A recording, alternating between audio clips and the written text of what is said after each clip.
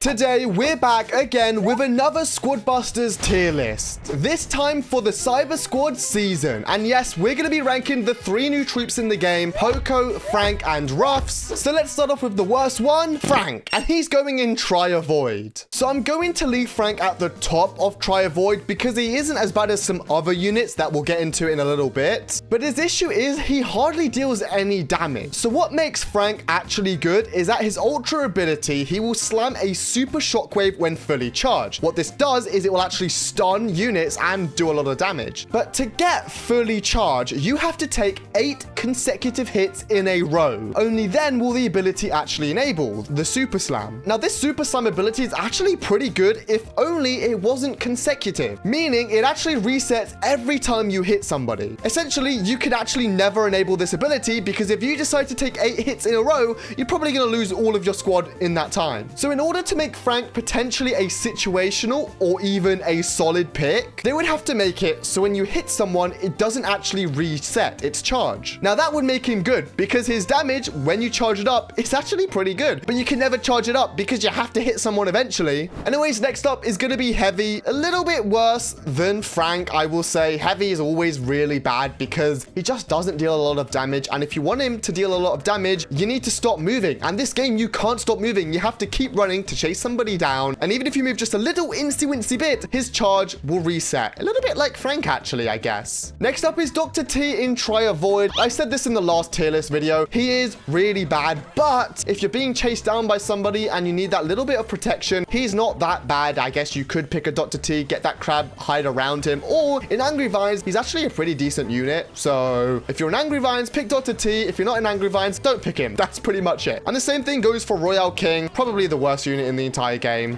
Just avoid him, but a little bit like Dr. T. Next up in It's Alright, I guess, we're going to be putting in Bo at the top of It's Alright, I guess, because with these new spooky maps and all these modifiers that have like big tanky things to kill, Bo isn't that bad, I guess. I don't like him. I still wouldn't use him, but you can make him work if there's, I guess, some units that you need to kill that have a lot of health. Next up is the Witch. Now, I'm gonna be honest, the Witch wouldn't actually be that bad if she was a rare or a common. She's just an epic, and why would you pick the Witch over a Barb King, an Archer Queen, a Mortis, a Ruffs, Optimus Prime, Elita 1? She's just not a good troop only because she's an epic. If she wasn't an epic, she'd be better. Next up is Nita 1. I feel like Nita should be good because she has that big bear that's actually pretty tanky. Unfortunately, she's just not good. I don't really know why. She just doesn't do much. Next up is situational, and at the very top, we're going to be putting Mortis, just like the last tier list, but Mortis is a lot better now than he was last month, but he's still going to stay in situational. And if I'm going to be honest with you guys, I don't think Mortis is ever not going to be situational. And that's because if you look here, let's say we're on the spooky world, if you pick a Mortis, you're going to win. But if you're on the ice map, he's going to be Try Avoid. And this is actually why I love Mortis, because he's a strategical unit that you need to decide, is he worth picking? If you're on the spooky world, pick Mortis, you're going to win your game. He's much better now just because there's harder maps. And the more harder maps they add, the better Mortis is going to be. But he's always going to be situational because he's not going to be good on those worst maps. Next up, we're going to put Primo right next to Mortis. Primo actually received a buff in this recent update. When you pick him from a chest, he will now instantly charge his slam ability. What Frank should be doing, but you can never get him to do because it takes 8 consecutive hits. But Primo, he's actually, I feel like, a very underrated unit. Even by myself, I underrate El Primo a lot. I think he's actually pretty good, and I'm sure there's a lot of you guys watching this video right now who use El Primo a lot very successfully, and you're confused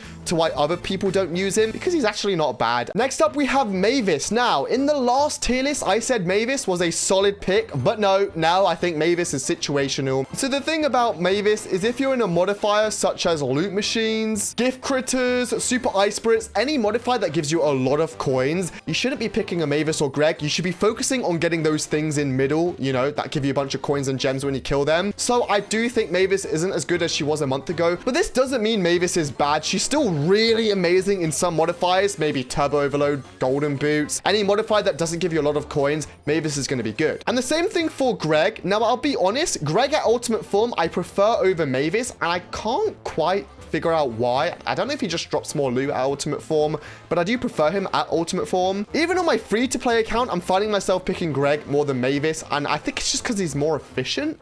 I don't know. But Greg is really good. Again, with Mavis, you don't want to pick him on maps where you're going to get get a bunch of coins already. The lava world, also modifiers such as gift critters, super ice spirits. We've been over that with Mavis. Next up is going to be the chicken in situational. I think the chicken's always going to be a situational unit just because of troops like the Hog Rider. If you have a Hog Rider in rotation, don't pick the chicken. If you do not have a Hog Rider in rotation, pick the chicken. He'll probably be pretty good, especially if it's not turbo overload or you're not rushing blue boots in middle. Next up, we have Colt. Colt is a unit that I'm really starting to find myself liking a lot more. He does a lot of damage and he does splash damage when he goes through units, aka piercing. He's just like last season. I don't think much has changed. Same with the Archer. The thing with the Archer is she's so easy to die, but if you can fuse her up, you will really reap the rewards. I have been in games and I'll admit somebody has had fused archers and they have wiped out half of my squad and I've had to go run away like a crybaby and wait for lucky finds to save my butt. But especially with the new spooky world, the Archer just feels more unusable because she's so hard to fuse up now. Next up, we're going to put Leon, and I'm actually going to move him up to just below Mortis in situational. So last season I had Leon in solid picks, but he received a nerf in this recent update. He no longer goes fully invisible. He's still good for his turbo, and sometimes I'll pick him just for that extra speed, but not going fully invisible, that was his whole thing. I can see someone, if they're running a Leon, they're not smart, you know. Next up, the Wizard in situational, another troop that I used to have in solid picks. I've moved down to situational. It's very easy to die, and if you lose your Wizard, you're losing that second spell slot, which is actually pretty important. But because that second spell slot is important, he's still good, which is why he's in situational. I want it to be clear right now, situational doesn't mean it's a mid unit. It means sometimes it's godly, sometimes it's terrible, sometimes it's mid. It means it can be anywhere depending on the mode and map. We also have Goblin in situational. He actually received a buff in this recent update. He drops an extra 2 coins when he spawns in. That didn't make much of a difference at all, to be honest with you, but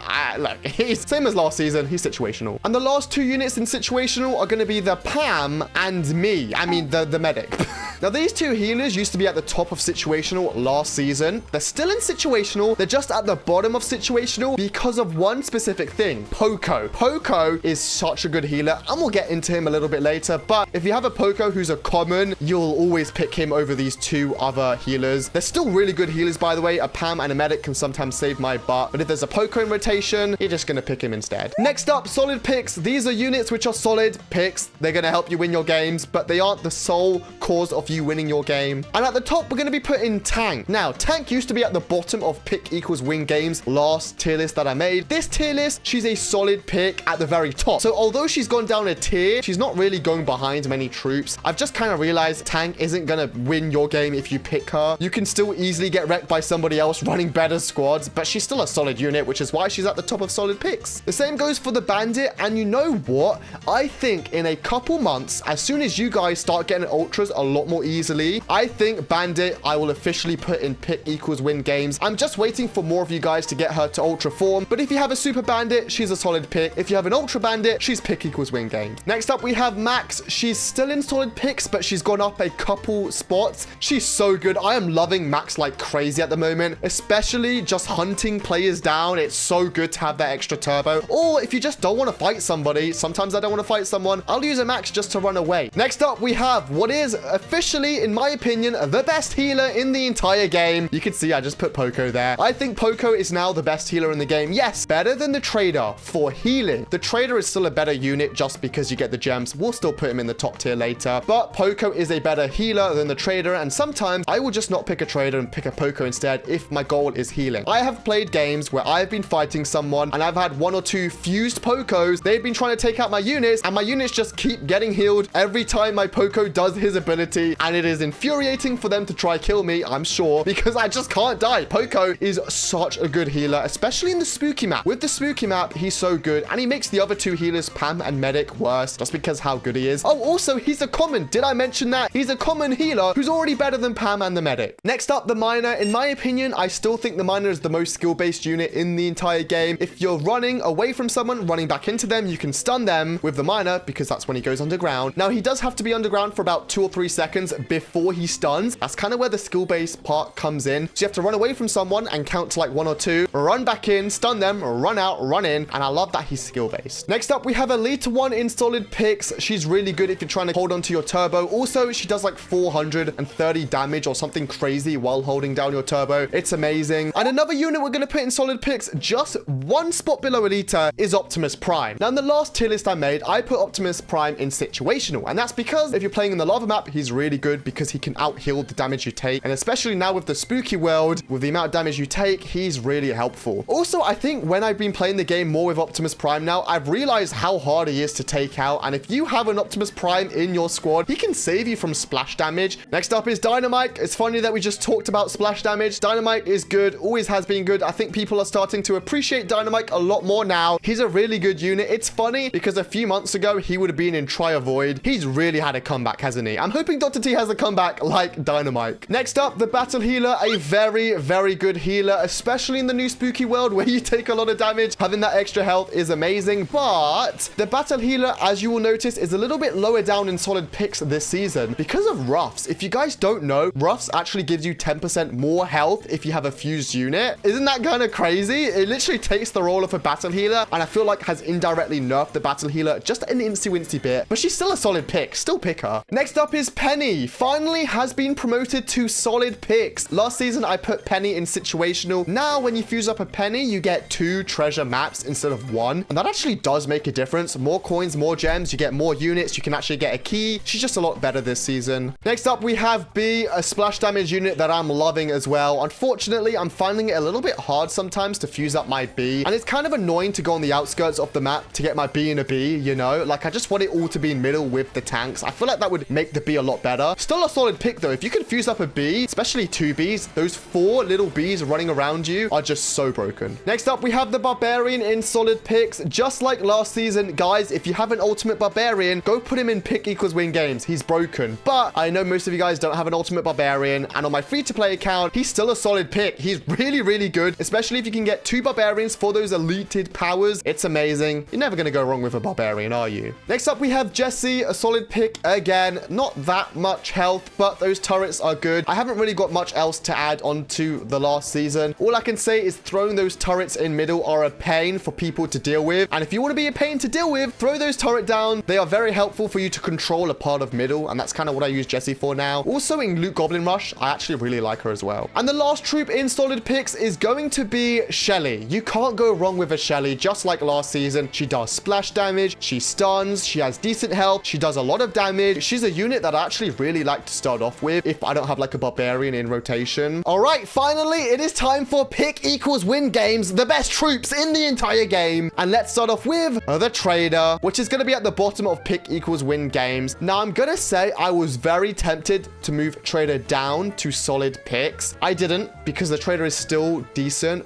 but an incy-wincy bit worse now that Poco is in the game, because Poco I will pick over the Trader if I'm running a DPS squad for that healing. Also, if you're high up in squad league and players know what they are doing, they will punish you for running a Trader. This is something I've really started to realize recently. If you're playing in a lobby with anybody who is good at the game or a pro at the game, they will know if you're running a Trader and they will hunt you down. And if they just take up 1 or 2 of your troops, they will get a bunch of gems from you as if you're a piñata. But for now, still amazing. Next up, we have the Ice Wizard, always going to be in pick equals win games. The Ice Wizard is so good. I have had so many close moments where I have been close to dying, and that Ice Wizard Spikes ability has just wiped out fully the squad of my enemy, and I've ended up winning the game just from that. Also, this is the best unit to counter pay-to-win players in Ice Wizard, because I feel like it's a little bit unpredictable. I've had my entire squads nearly wiped out from an Ice Wizard from my enemy, and I've been running ultimates and they've been running ultras. Same thing on my free-to-play account. I've been running Ice Wizards. My enemy have been running ultra or ultimates, and I've wiped them out with the Ice Wizard. He is such a good unit. You can't go wrong with him. Next up, the Archer Queen. Same spot as last season. Always going to be good. Makes all your long-range units do more damage. Also, those expo spells are pretty good. They're like the Jessie turrets, but better. Barbarian King, just like the Archer Queen, makes all your melee units do more damage, aka attack faster. Can be pretty good to pair with like a Barbarian, a Miner, a Primo, anything that's a melee unit. And that Super Rage spell still hasn't been nerfed and has still single-handedly saved me from losing games. That Super Rage spell is so good. And then the best unit in the game is the Hog Rider. Makes you run faster, makes you do more damage, makes your turbo